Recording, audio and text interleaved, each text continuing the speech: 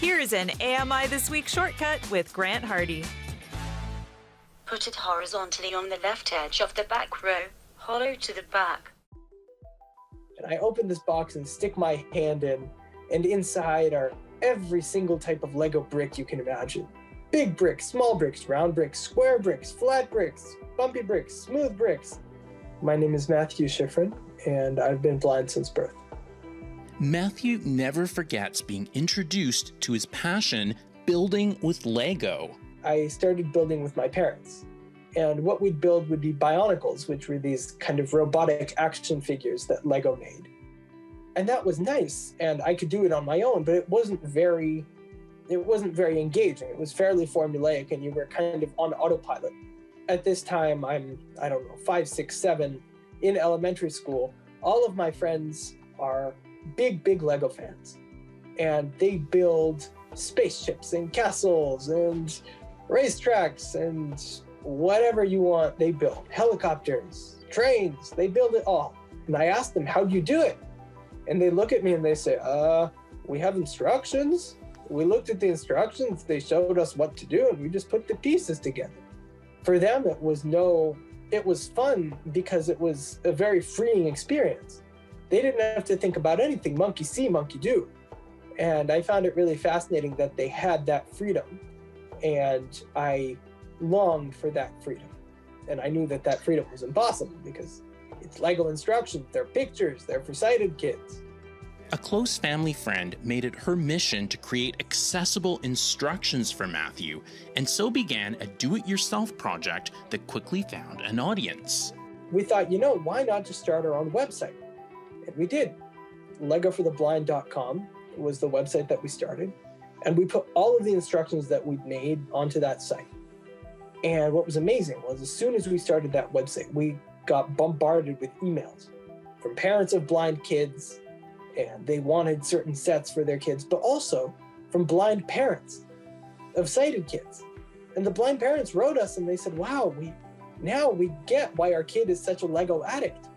Eventually, Matthew connected with Lego's Creative Play Lab. And so one guy puts me in touch with another guy and puts me in touch with the head of their new projects division, who really falls for this project and really embraces it. And so he partnered with the Austrian Institute for Artificial Intelligence, and they created an AI that could take the data that's used in digital building instructions and printed ones for sighted kids and convert it into text that you could easily read and easily understand.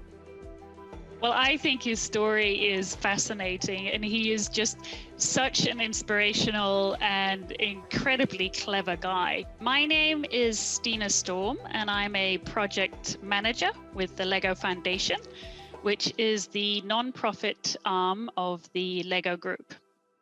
Stina, what sort of feedback have you received about the accessible Lego instructions? I've seen it tested with younger blind children who are absolutely, ecstatic that finally they can follow the building instructions all on their own. They don't need the help of peers or their parents. As a blind person, when you build a Lego set, not only do you have the freedom of doing what you once thought was impossible, and you're doing this on your own, but you're learning about the world as you're building. You're learning about different cultures and different ways of building things and mechanisms and all these aspects of the sighted world that are just inaccessible to blind people, no matter how you slice it, unless you build them with Lego. According to Stina, the advantage of tactile play isn't lost on the Lego Foundation, which also has another project benefiting the blind community, Lego Braille Bricks.